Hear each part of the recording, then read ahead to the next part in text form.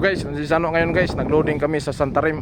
Tapos ng discharging, bumalik kami ngayon sa Santarim. Magload para dalhin sa Rotterdam. After sa Rotterdam, magrasya kami. Balik na naman Brazil. Rasya. So guys, ito muna yung vlog ko guys, content to. Sarado yung cargo number 1. Yan yung crane, grab, forward part.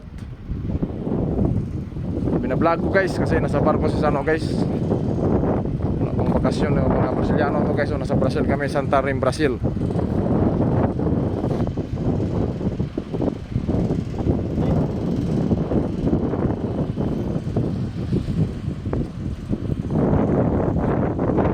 Content ko guys, barko guys, update.